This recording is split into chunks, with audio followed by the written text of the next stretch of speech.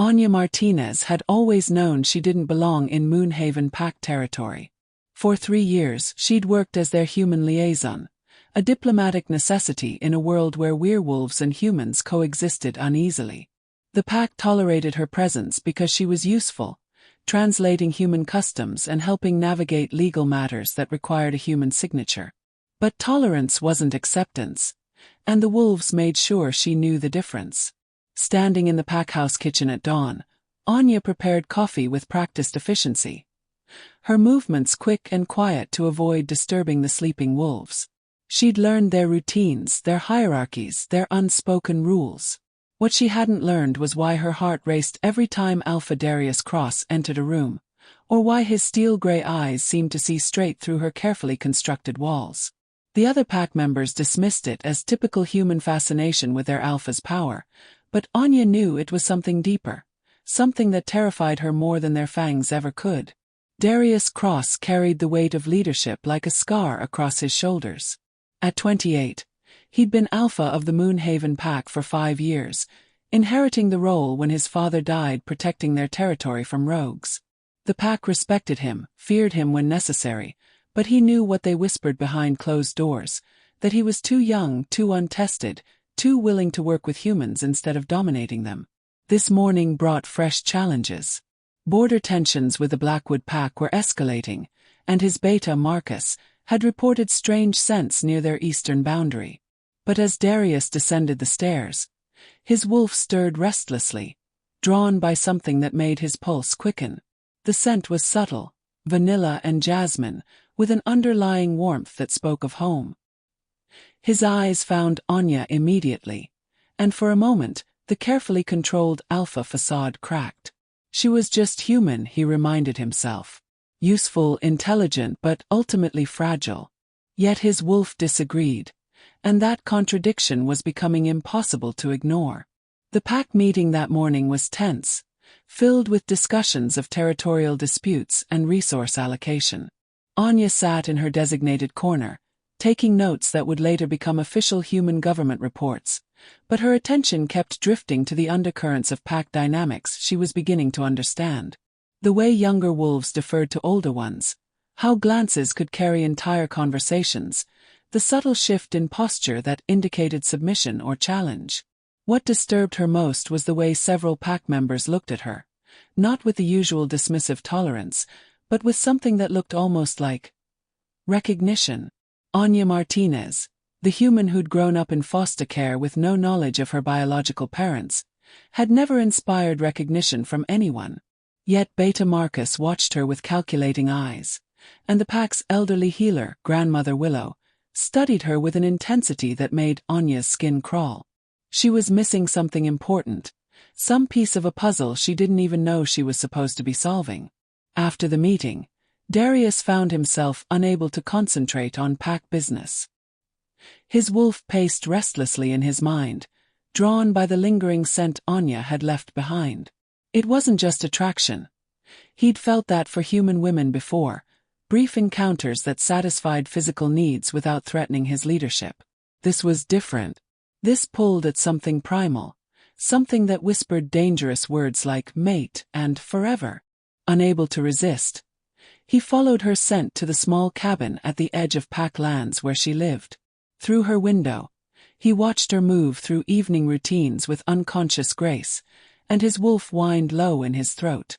The sound startled him. He hadn't made such a vulnerable noise since he was a pup. When Anya suddenly turned toward the window as if she'd heard him, their eyes met across the distance, and Darius felt the world tilt on its axis. The recognition in her gaze told him she felt it too, this impossible pull that defied everything he thought he knew about mates and bonds and the natural order of their world. Grandmother Willow had lived through 8 decades and seen 3 different alphas lead the Moonhaven Pack. Her weathered hands held knowledge that younger wolves had forgotten, stories that predated the modern treaties between humans and werewolves. Tonight, she sat in her herb garden under the full moon, grinding wolfsbane and silverleaf while memories stirred like smoke in her mind. The old woman had sensed it the moment Anya first set foot on pack lands 3 years ago, the scent that lay beneath human skin, the aura that sang of ancient bloodlines thought lost forever. Human omegas were legend, stories told to pups about the time when some humans carried the genetic markers that made them compatible mates for supernatural beings. But legends had a way of becoming reality when the moon was right and fate decided to meddle in the affairs of wolves and mortals. Tomorrow, she would have to make a choice that would change everything for the young alpha and the human who didn't yet know what she truly was. Anya's world shattered over morning coffee and toast. Grandmother Willow had summoned her to the pack house before dawn, her ancient eyes holding secrets that made Anya's stomach churn with anticipation. The old healer spoke of bloodlines and genetic anomalies, of humans born with dormant supernatural markers that could awaken under the right circumstances. "You're an Omega, child," Willow said gently, her gnarled fingers tracing symbols in spilled salt on the wooden table. "Not werewolf, but something rarer, a human born to be mate to our kind. Your parents must have carried the old blood, the genetic memory from when our species weren't so separate." Anya laughed, a sharp sound that bordered on hysteria. She'd spent her life being ordinary, unremarkable, easily overlooked. The idea that she was somehow special, somehow designed to be a werewolf's mate, was absurd. But even as she protested, something deep inside her recognized the truth in Willow's words, and she understood why Darius's presence made her feel like she was coming home. Darius's office felt too small to contain his rage and confusion. Grandmother Willow had delivered her revelation with typical directness, explaining Anya's true nature as if she were discussing the weather. A human Omega. It was unprecedented in his lifetime, probably unprecedented in his father's lifetime. The political implications alone were staggering. His pack was already questioning his leadership decisions, his willingness to work with humans instead of asserting traditional werewolf dominance. If they discovered their alpha was mated to a human, even a genetically compatible one, it could split the pack apart. Rival alphas would see it as weakness, an opportunity to challenge his authority. Yet his wolf didn't care about politics or tradition. It recognized its mate and demanded he claim what was his. Darius pressed his palms against his temples, feeling the beginning of a headache that had nothing to do with physical pain and everything to do with the impossible choice between his heart and his duty. Despite Grandmother Willow's revelation, Anya tried to maintain normalcy. She attended pack meetings, filed her reports, and pretended that learning she was an Omega hadn't turned her world upside down. But avoiding Darius became impossible when every shared glance sent electricity racing through her veins, and his scent, pine and leather and something wild, made her feel dizzy with want. During a particularly tense discussion about border patrols, their fingers accidentally brushed as they reached for the same document. The contact was brief, barely a second of skin against skin, but it sent shockwaves through both of them. Darius jerked back as if burned, his eyes flashing gold, the sign of his wolf rising to the surface. Around the table, other pack members looked between them with growing awareness, and Anya realized their secret was becoming harder to hide. The careful distance they'd maintained was crumbling, and she wasn't sure either of them was strong enough to resist what was building between them. Beta Marcus had served under two alphas and prided himself on reading the subtle currents of pack politics. What he saw developing between Darius and their human liaison set his teeth on edge. The alpha was distracted, making decisions based on emotion rather than strategy, and the pack was beginning to notice. At the weekly beta meeting, Marcus voiced his concerns carefully. "The human is becoming a liability," he said, watching Darius's reaction. "Her presence is affecting pack dynamics." The way Darius's jaw tightened confirmed Marcus's suspicions. Their alpha was compromised, possibly mated to a human who couldn't understand the pressures of leading a supernatural pack. It was a weakness their enemies would exploit without hesitation. Marcus had sworn an oath to protect his alpha, even from himself, and that might mean taking steps Darius wouldn't forgive. The pack's survival came first, no matter the personal cost. Unable to sleep, Anya found herself walking the pack's perimeter trail under the full moon. The night air was crisp with approaching autumn, and somewhere in the distance, wolves howled in harmony with their celestial companion. She wasn't surprised when Darius emerged from the tree line, Their bond seemed to call to each other even when they tried to maintain distance. "We need to talk," he said, his voice rough with suppressed emotion. For once, he wasn't the controlled alpha but simply a man struggling with forces beyond his understanding. They walked in charged silence until they reached the old oak tree that marked the heart of pack territory. There, surrounded by the scent of earth and growing things, Darius finally spoke the words that had been burning in his throat for weeks. "You're my mate," he said simply.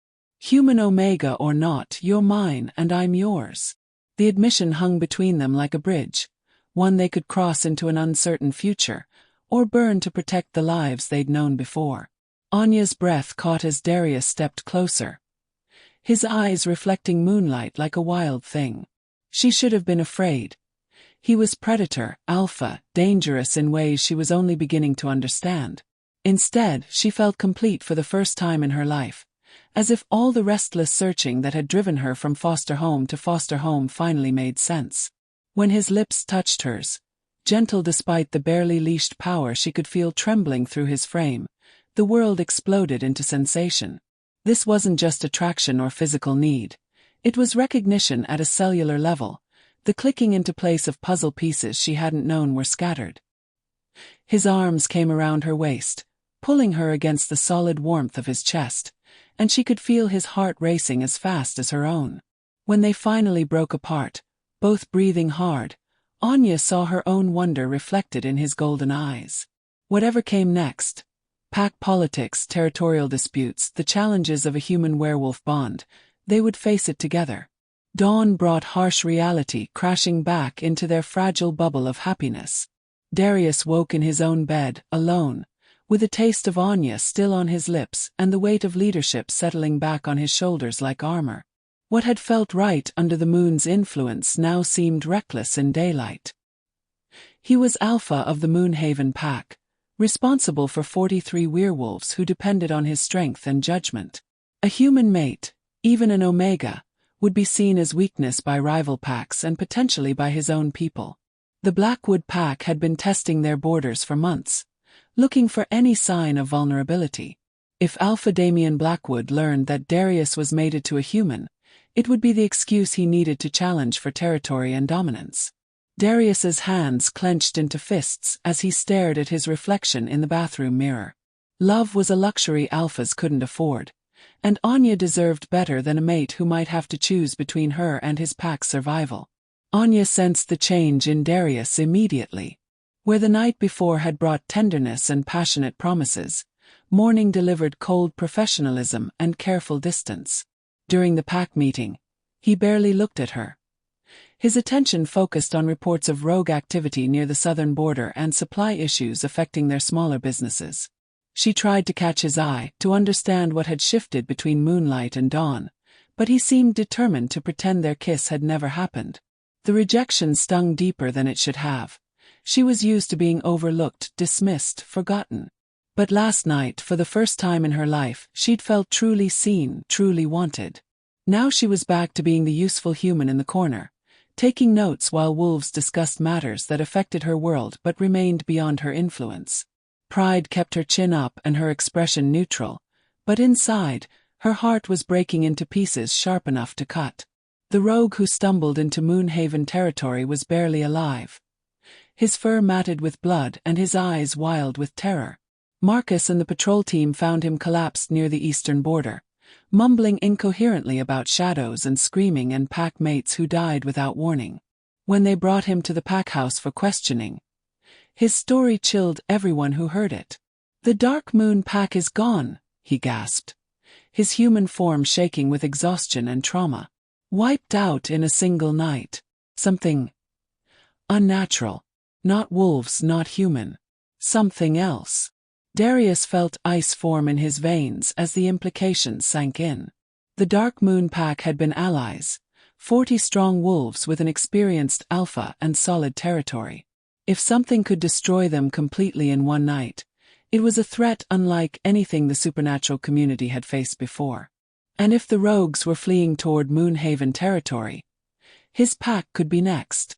While the pack descended into controlled panic, planning patrols and defensive strategies based on traditional werewolf thinking, Anya found herself studying the rogue's story from a different angle. His description of the attack didn't match typical supernatural conflict. The systematic destruction, the lack of survivors, the way he described his pack mates simply falling without visible wounds. She'd spent 3 years learning werewolf customs and politics, but she'd also spent 25 years navigating the human world with its different kinds of dangers. What the rogue described sounded less like supernatural warfare and more like coordinated human military action, possibly involving chemical weapons or other technological advantages that werewolves wouldn't expect. When she tried to voice her concerns to Darius, he dismissed her with barely concealed impatience. "This is pack business, Anya. We'll handle it." The words stung, not just because of their growing personal tension, but because she was certain they were making a mistake that could cost lives.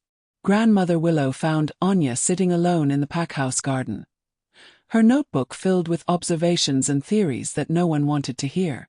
The old healer settled beside her with the careful movements of advanced age, her eyes still sharp despite their clouded appearance. "The young alpha is making a mistake," Willow said without preamble.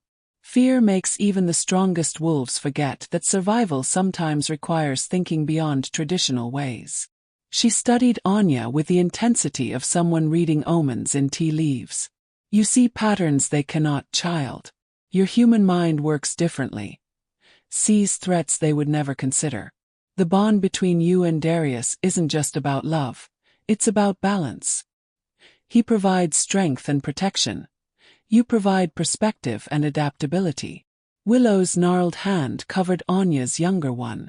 "The pack will need both your gifts before this threat is ended. Whether Darius admits it or not, you may be the key to their survival." The Silvercrest pack's destruction came 3 days later, reported by another traumatized rogue who barely made it to Moonhaven territory alive. This time, Anya was ready with questions, her notebook poised to capture details that werewolf minds might dismiss. The attack pattern was identical. No warning, no traditional signs of supernatural conflict, pack members simply collapsing without apparent cause. "Were there humans in the area?" she asked the rogue, ignoring Darius's sharp look.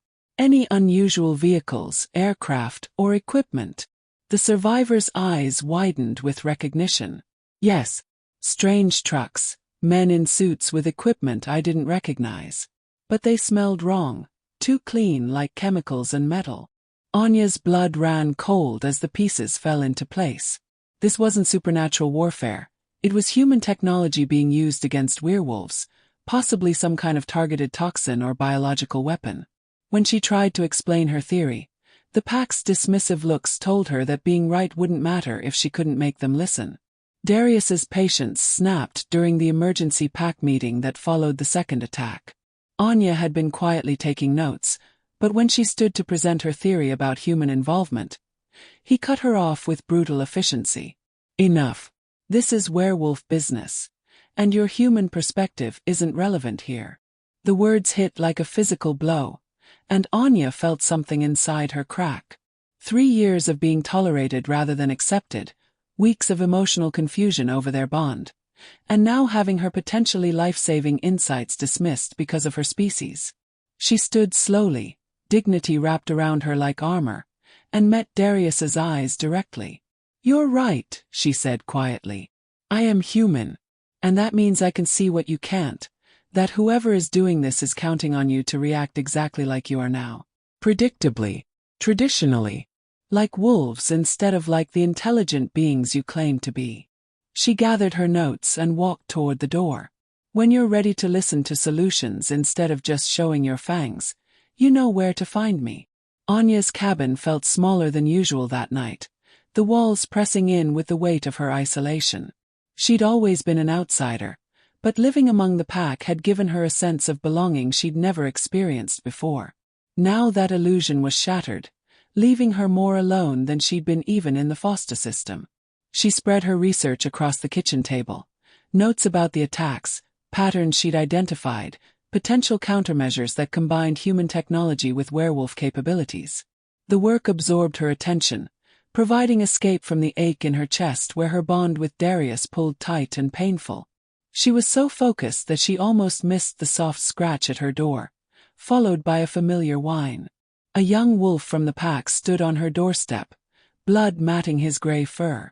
Her human instincts kicked in immediately, overriding personal hurt with the need to help someone in pain. The injured wolf was Thomas, barely 18 and one of the pack's scouts. As Anya cleaned his wounds and offered basic first aid, he shifted back to human form, his young face tight with pain and worry. "They came at us from downwind," he gasped. 5 rogues, but they moved wrong, too coordinated, like they were being directed. And there was this smell. His description matched Anya's theories perfectly. Someone was organizing the surviving rogues, possibly controlling them through chemical or technological means, and using them to test pack defenses before launching larger attacks. When she explained her conclusions, Thomas listened with the intensity of someone whose life had just been saved by information. "You need to tell the Alpha," he urged. But Anya shook her head. "He's made it clear he doesn't want to hear from me. But maybe there are others in the pack who'd listen to a different perspective." Word of Anya's theory spread through the pack like wildfire, carried by Thomas and other younger wolves who'd grown up in a world where human-werewolf cooperation was normal rather than revolutionary. They gathered in small groups, discussing possibilities their alpha hadn't considered, questioning whether traditional responses were adequate for non-traditional threats. Marcus noticed the undercurrents of dissent and brought his concerns to Darius. "The human is undermining your authority," he warned.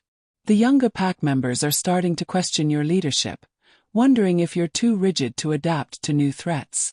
Darius's wolf snarled at the implication, but the human part of his mind recognized the truth in his beta's words. Leadership meant making hard choices, and sometimes those choices involved swallowing pride to accept help from unexpected sources.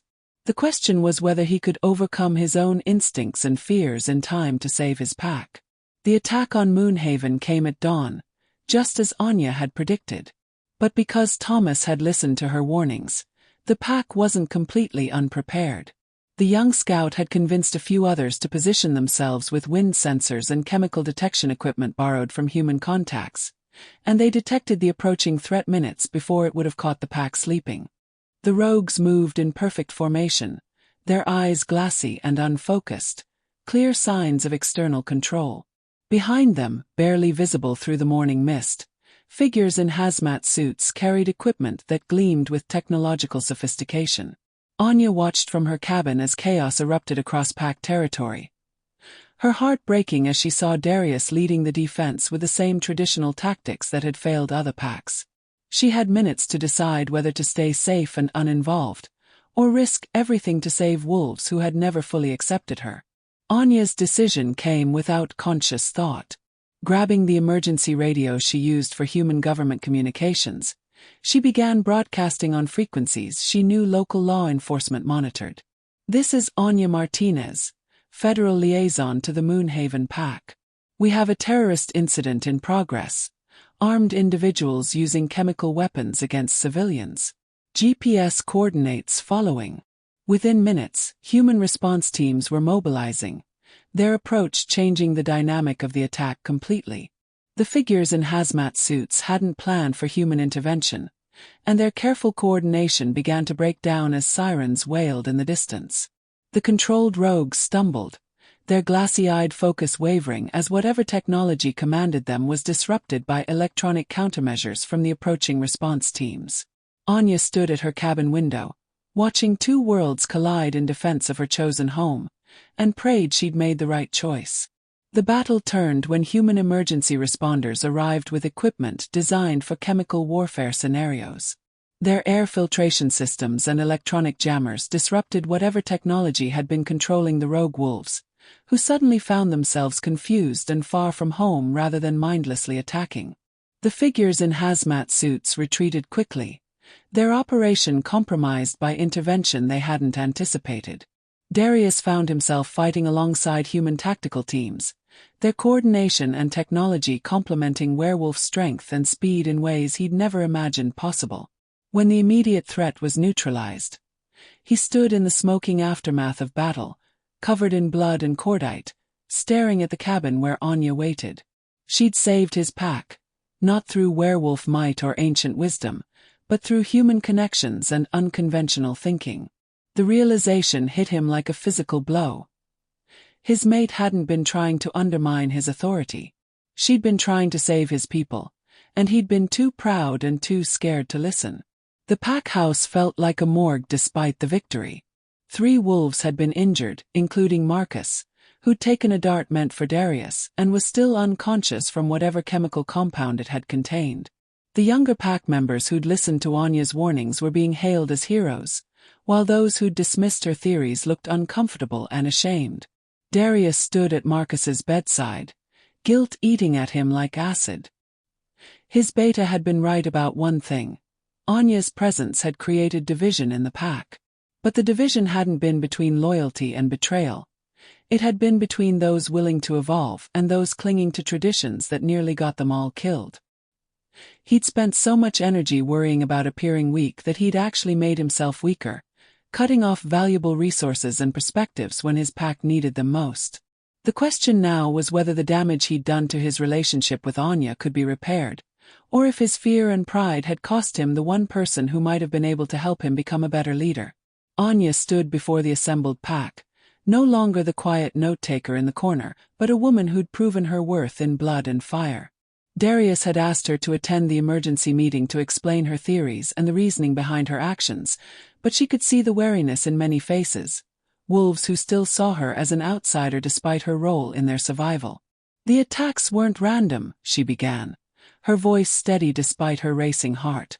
"Someone has developed technology to control werewolves, possibly through pheromone manipulation or neurological interference.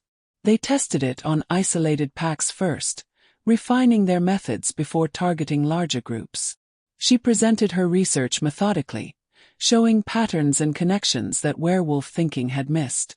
"They're coming for you specifically because you're strong, organized, and have connections to the human world. You represent everything they fear about werewolf integration into modern society." The silence that followed was thick with understanding and fear. Fear of an enemy that thought like humans but targeted wolves. The revelation that they faced a human enemy using technology against supernatural beings forced uncomfortable conversations about cooperation and survival. Grandmother Willow spoke for the traditional faction, her voice carrying the weight of decades.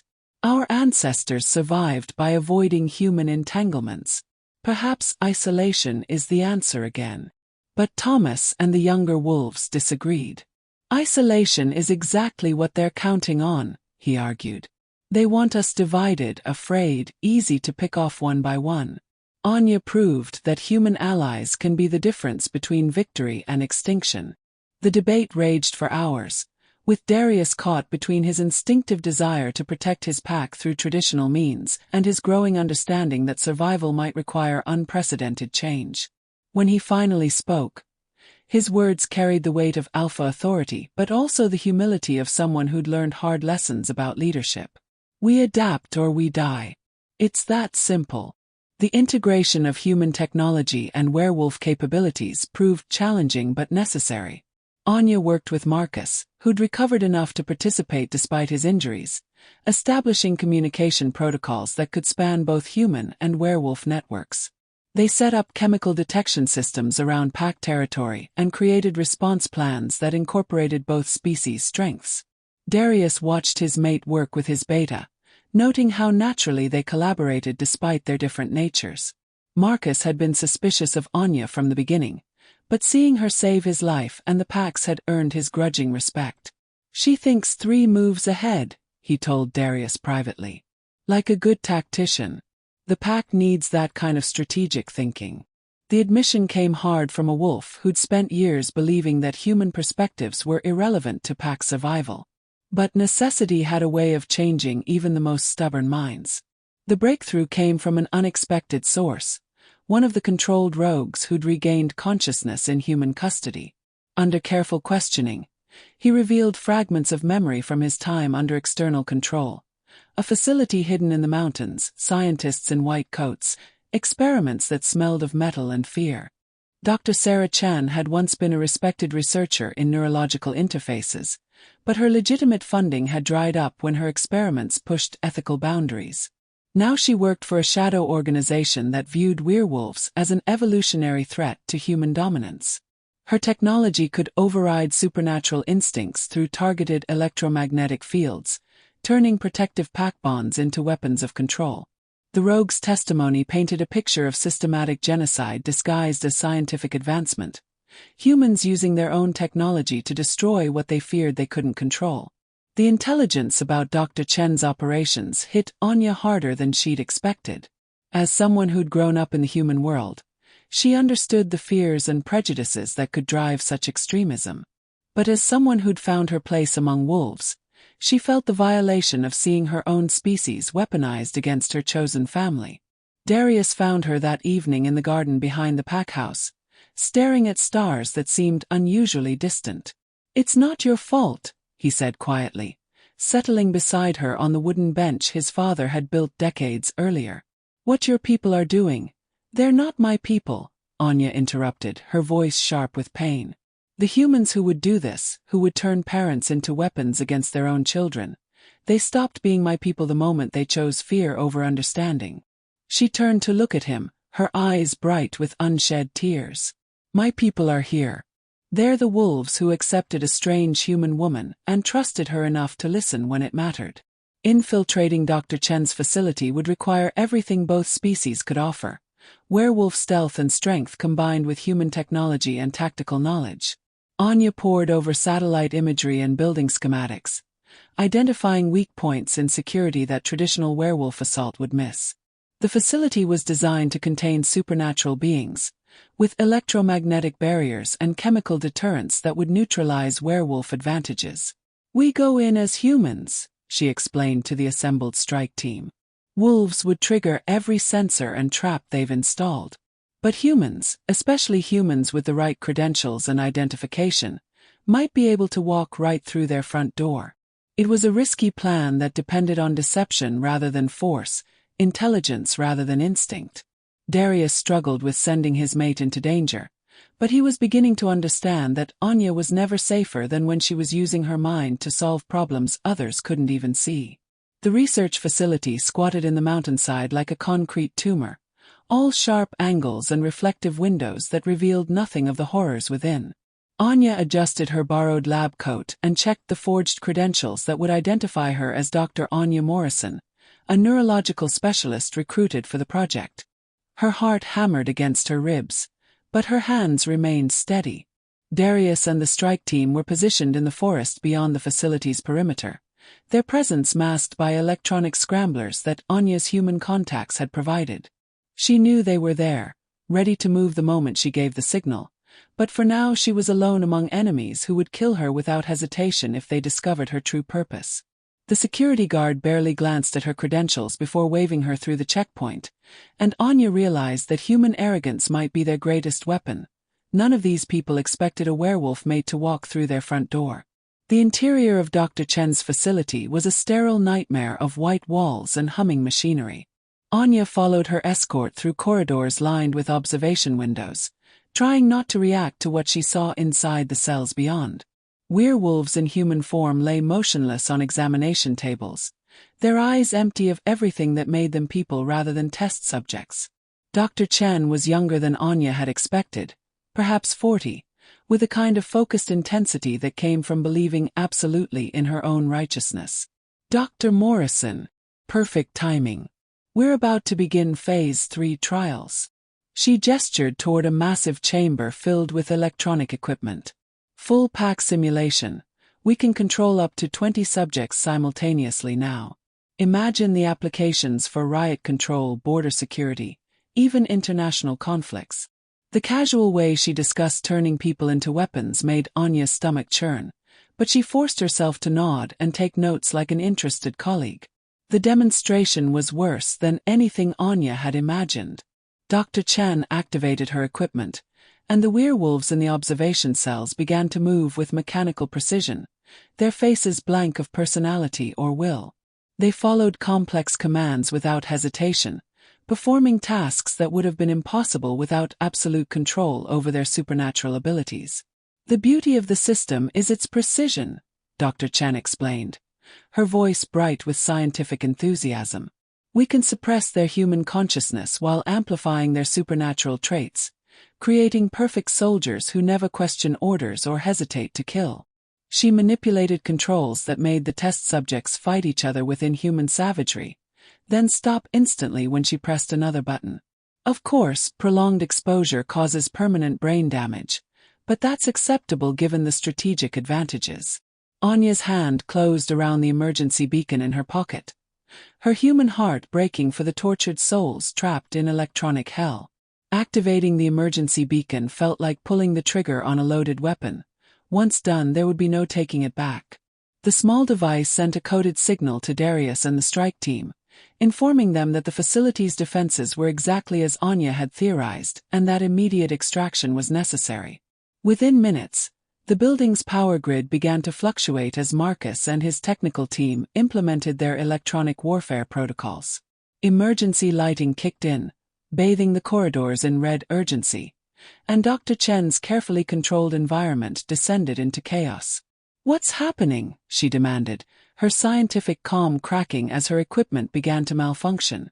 Anya feigned confusion while internally counting seconds. In less than 2 minutes, Darius would breach the building's outer defenses, and she needed to be in position to help free the prisoners when he arrived.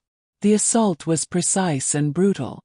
Darius led his wolves through the facility's corridors like a force of nature, their coordination perfect despite the chaotic environment.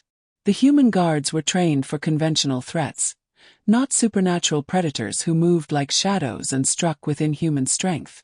Anya guided them through the maze of laboratories using floor plans she'd memorized, her human knowledge of the building's layout proving invaluable in the dim emergency lighting. When they reached the detention cells, what they found nearly broke Darius's control. Dozens of werewolves from destroyed packs, some barely alive after weeks of experimentation. "Get them out," he ordered, his voice thick with rage. "All of them. No one gets left behind." The rescue operation became a race against time as facility security called for military reinforcements that could arrive within the hour. Freeing the captive werewolves proved more challenging than anyone had anticipated. Dr. Chen's control technology had left many of them catatonic, their minds damaged by prolonged manipulation. Others were so traumatized that they attacked their rescuers, unable to distinguish between friend and enemy. Anya found herself serving as a bridge between human medical knowledge and werewolf healing techniques, helping Grandmother Willow assess which prisoners could be safely moved. The most heartbreaking discovery came in the final laboratory. 3 young wolves, barely past their first shift, who had been used to test the limits of the control technology. Their minds were so fractured that they couldn't remember their own names, let alone their pack bonds or family connections.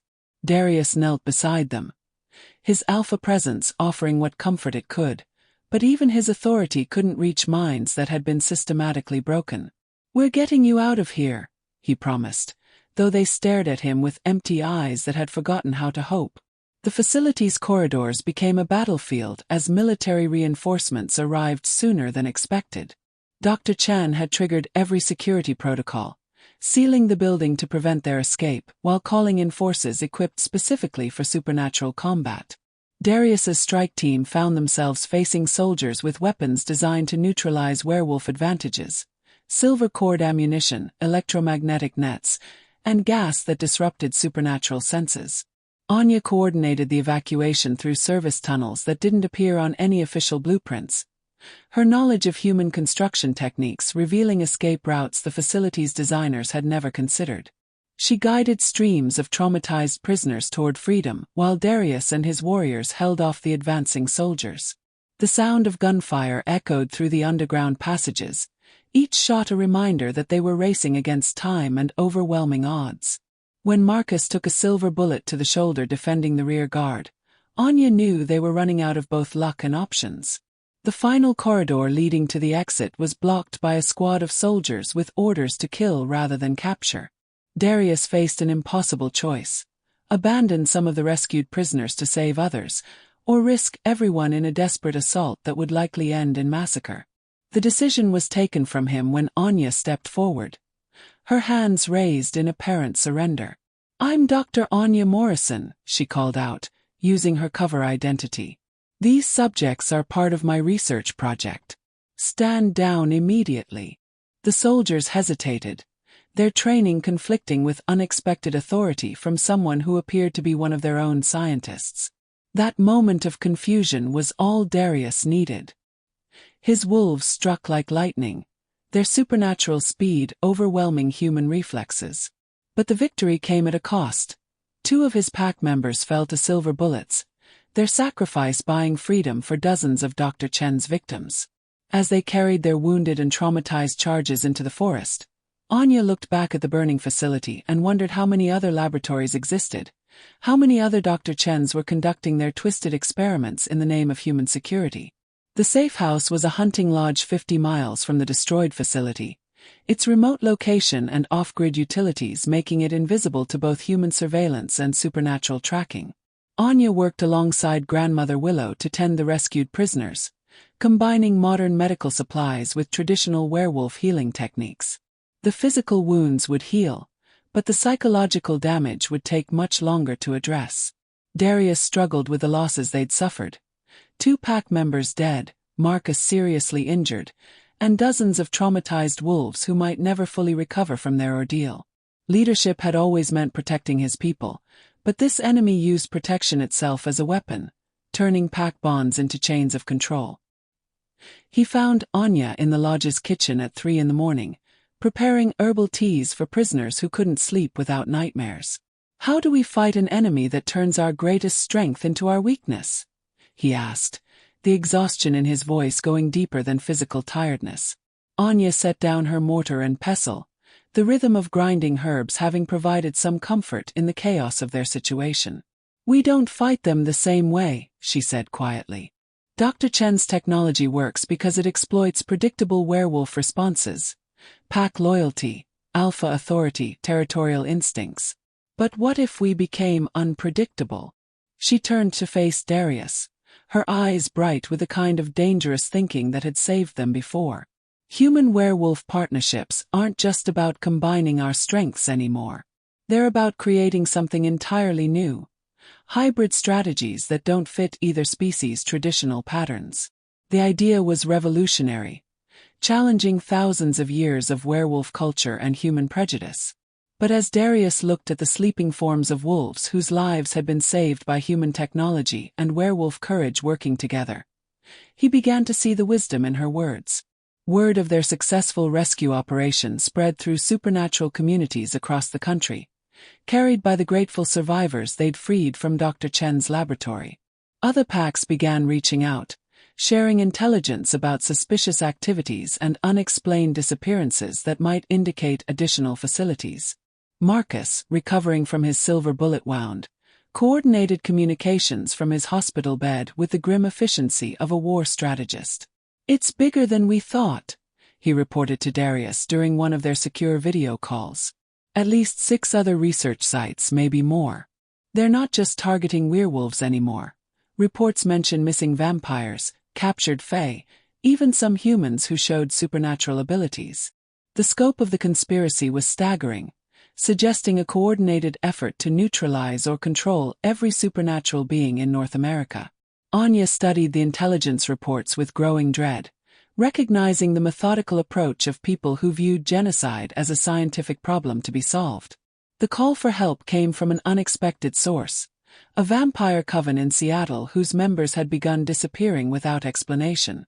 Anya found herself serving as liaison between species that had never cooperated before, translating werewolf pack dynamics for vampires who viewed territory and loyalty in completely different terms. "Your human perspective is invaluable," admitted Counselor Evangeline, a vampire who'd survived 3 centuries of supernatural politics. "You understand both worlds well enough to build bridges between them." The alliance felt fragile and strange. Werewolves who hunted at night working alongside vampires who feared the dawn, coordinated by a human woman who belonged fully to neither species yet somehow understood both. But as intelligence flowed between previously isolated supernatural communities, patterns emerged that no single group could have detected alone. The evidence painted a picture of systematic persecution that went far beyond Dr. Chen's mountain laboratory. Government contracts worth millions of dollars, research facilities disguised as medical centers, and military units trained specifically for supernatural warfare. The organization called itself the Human Preservation Initiative, and their goal was nothing less than the complete subjugation or elimination of all non-human sentient species.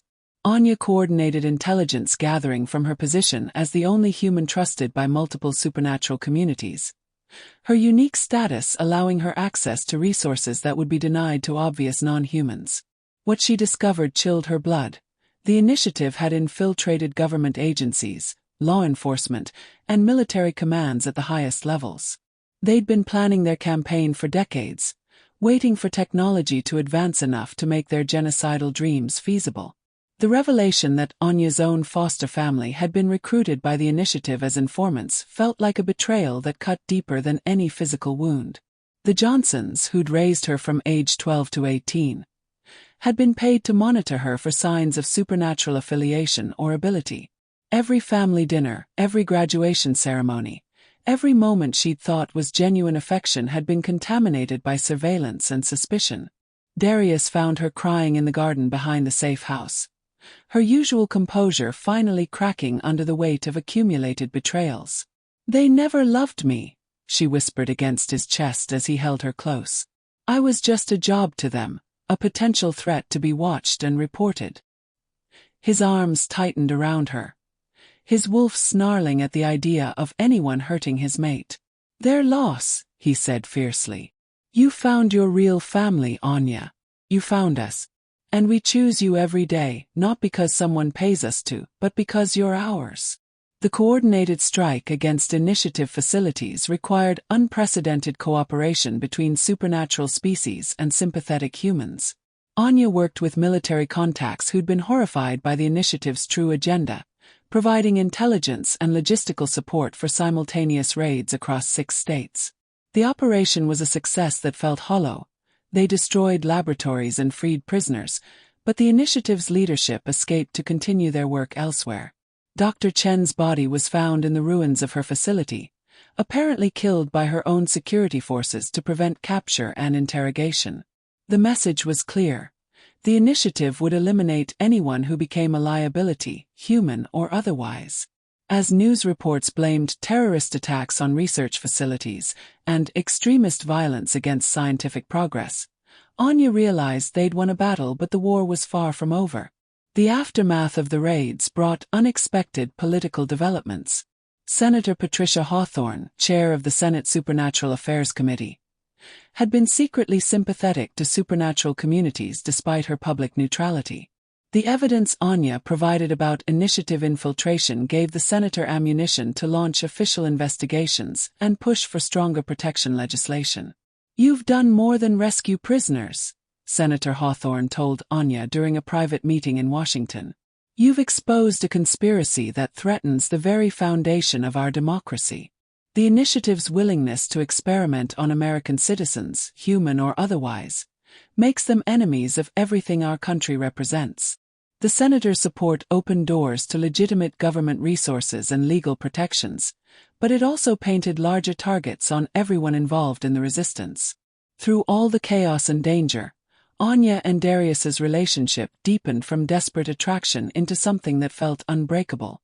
Their bond had been tested by pack politics, enemy action, and personal doubts, but each challenge had only proven how well they complemented each other's strengths and weaknesses. The official mating ceremony was held at dawn in the heart of Moonhaven territory, witnessed by pack members, vampire allies, and human friends who'd risked everything to stand with them. Grandmother Willow performed the traditional werewolf rituals, while Senator Hawthorne officiated the human legal ceremony that would protect Anya's rights and status. "You are no longer just Alpha and Omega," Willow declared as the sun rose over the assembled witnesses. "You are the bridge between worlds, the hope for a future where difference creates strength rather than division." 6 months after the initiative raids, the supernatural world was slowly healing. The rescued prisoners were integrating into pack communities, their recovery aided by counseling techniques that combined human psychology with werewolf social bonding. Marcus had returned to full duty with a new appreciation for unconventional tactics, and even the pack's most traditional members had accepted that survival required adaptation. Anya's pregnancy was discovered during a routine checkup, the news filling her with joy and terror in equal measure.